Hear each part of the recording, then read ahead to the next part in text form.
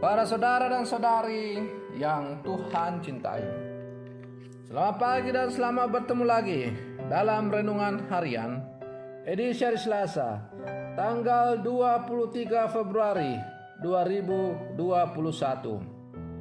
Mengawali hari yang baru ini, kita hendak mendengar dan merenungkan sabda Tuhan.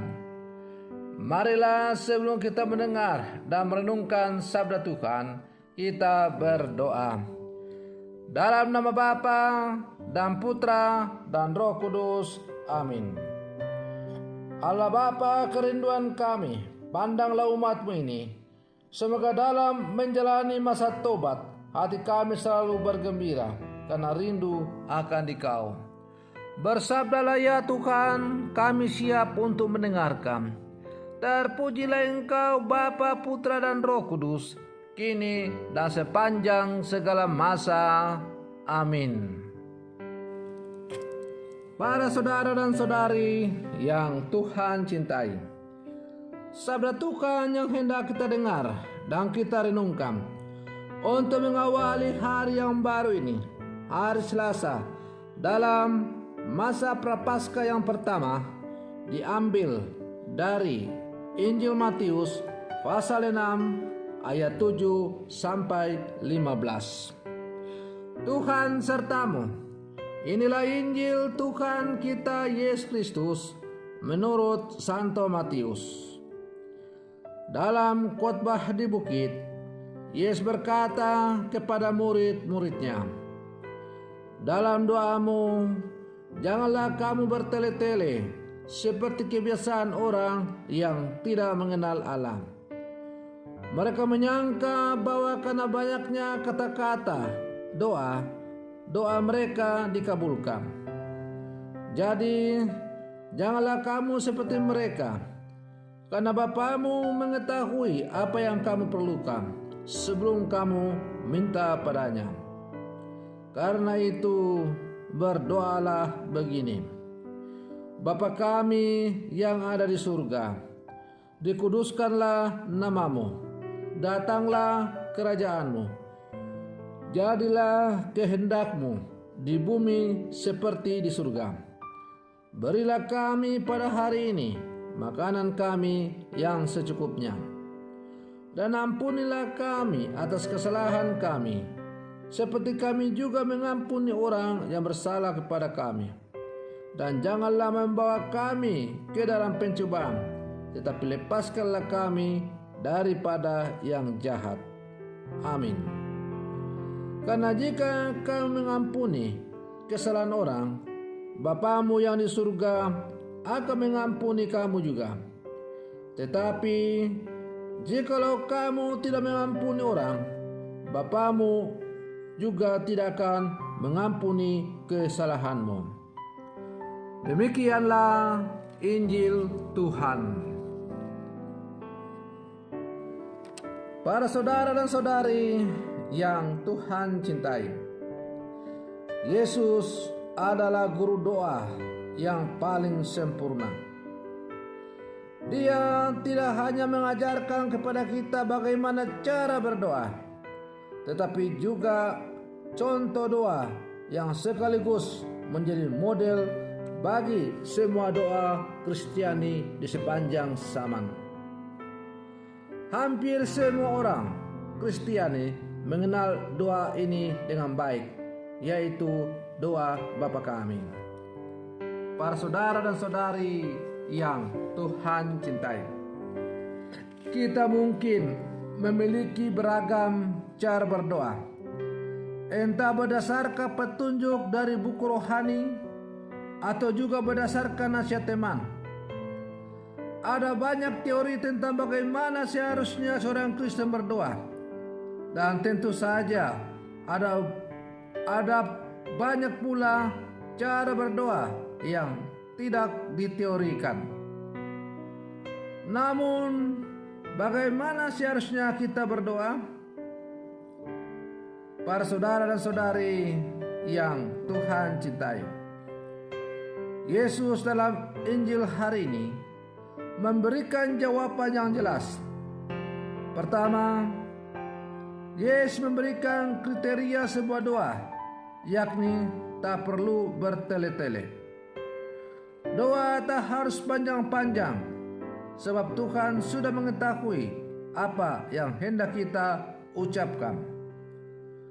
Doa yang bertele-tele itu kerap dipraktekkan oleh orang Farisi. Doa seperti itu penuh bualan atas kemunafikan. Dalam doa yang panjang, orang kerap memuliakan diri sendiri, bukan Allah. Para saudara dan saudari yang Tuhan cintai, kriteria doa yang kedua yang diberikan oleh Yesus ialah bahwa Yesus juga memberikan sebuah contoh doa yang kini dikenal sebagai doa Bapa Kami. Doa ini tampak ringkas dan menarik. Yesus mengajarkan doa ini agar para murid tidak jatuh dalam kejahatan doa. Para Farisi dan ahli Taurat kerap kali menggunakan doa sebagai sarana untuk mengadili sesamanya, bukan ungkapan cinta kepada Allah. Doa jadi sebuah formalitas dan praktik kesombongan. Dengan doa Bapa Kami, Yesus mengajak para murid untuk menyadari bahwa segala tujuan dan arah hidup doa manusia adalah untuk memuliakan Allah yang di surga, yang adalah Bapa semua orang. Para saudara dan saudari yang Tuhan cintai, doa bukan upaya mencari keuntungan, melainkan sebuah perendahan diri yang menegaskan hidup manusia sepenuhnya bergantung kepada Allah. Para saudara dan saudari yang Tuhan cintai, kita saat ini berada dalam masa Prapaskah, dan kita hari ini berada pada hari Selasa dalam masa Prapaskah yang pertama. Melalui bacaan Injil yang diperdengarkan kepada kita pada hari ini, kita diajak untuk merenungkan sampai sejauh mana perjalanan hidup doa kita sungguh menghantar kita untuk semakin dekat berelasi dengan Tuhan yang kita imani.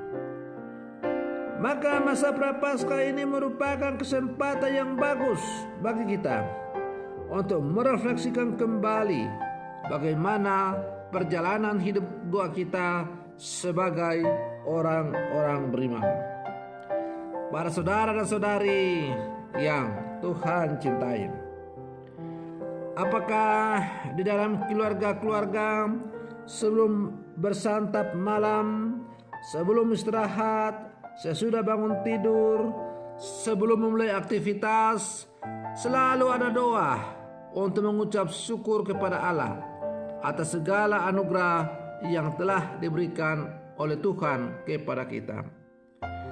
Apakah di dalam kombas-kombas doa menjadi perhatian yang serius dari seluruh umat? Apakah juga di paroki tersedia sarana-sarana pendukung doa, sehingga hidup doa umat semakin hari semakin bertumbuh dan berkembang? Akhirnya orang semakin diantar untuk bertemu dengan Tuhan.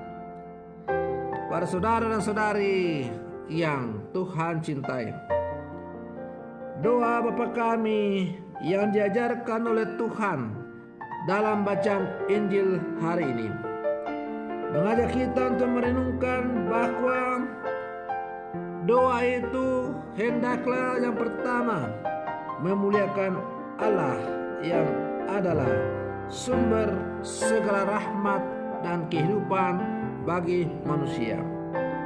Kita mensyukuri atas segala sesuatu yang Tuhan berikan kepada kita.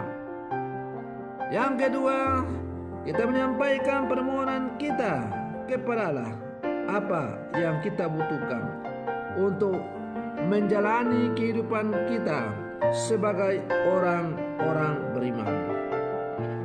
Doa Bapa kami juga mengajak kita untuk mengoreksi diri kita masing-masing, mengoreksi kehidupan kita sebagai murid-murid Yesus. Sampai sejauh mana kita menghadirkan kerajaan Allah dalam kehidupan kita, yang dimulai dari lingkup yang paling kecil, yaitu keluarga masing-masing, lalu merembet ke lingkungan, ke kombas, ke paroki, dan akhirnya menjadi sebuah kesaksian hidup seluruh umat beriman di berbagai tempat di seluruh dunia. Maka kalau sungguh-sungguh kita menciptakan kerajaan Allah dalam kehidupan kita, dan kerajaan Allah itu artinya Allah merajai seluruh kehidupan kita, maka akan terciptalah dunia yang penuh dengan kedamaian. Karena setiap umat Allah, setiap insan yang mendiami muka bumi ini berjuang dan berusaha menciptakan kerajaan Allah dalam seluruh kehidupan. Tidak akan ada lagi pengungsian atau pembunuhan, pemberontakan, kontak senjata dan sebagainya yang masih marak terjadi dalam kehidupan kita, termasuk kita yang hidup di Papua ini. Kita sudah tahu bahwa sekarang dalam masa prapaskah ini, umat kita di Intan Jaya tidak bisa itu menjalani masa retret agung dengan baik, karena mereka terpaksa mengungsi karena adanya kontak senjata di sana antara dua kubu yang masing-masing mengusung ideologi harga mati. Pejuang Papua Merdeka atau TPN-OPM mengusung Papua Merdeka harga mati. Lalu aparat keamanan negara Indonesia tentu harus mempertahankan ideologi NKRI harga mati. Karena masing-masing mengusung ideologi harga mati, maka akhirnya terjadilah saling bunuh satu sama lain. Orang-orang yang baku bunuh ini adalah orang-orang yang beriman dan percaya kepada Tuhan. Nah, para saudara dan saudari yang Tuhan cintai, maka masa prapaskah ini merupakan kesempatan yang bagus bagi kita semua, siapapun kita, termasuk orang-orang yang bertikai ini, untuk duduk dan merenungkan kerendahan hatinya sebagai orang yang tidak bisa hidup tanpa Tuhan. Tuhan tidak pernah mengajak kita untuk saling baku bunuh dalam hidup ini. Hanya Tuhanlah yang berhak untuk mencabut nyawa manusia. Para saudara dan saudari yang Tuhan cintai, karena itu tidak ada persoalan yang tidak bisa diselesaikan. Semua persoalan bisa diselesaikan dengan semangat dialog sebagai putra-putri Allah. Supaya dialog itu bisa terjadi, maka orang harus memiliki kerendahan hati. Dan kerendahan hati itu hanya bisa dimiliki kalau orang memiliki relasi yang intim dengan Tuhan. Dan relasi yang intim dengan Tuhan itu bisa terbangun, salah satunya adalah melalui hidup doa yang baik. Para saudara dan saudari yang Tuhan cintai, semoga perlindungan saya untuk mengawali hari yang baru ini semakin menghantar kita untuk menjadi pendoa-pendoa yang menghidupi doa sebagaimana yang diajarkan oleh Tuhan kepada kita. Semoga demikian. Selamat pagi. Tuhan Yesus memberkati.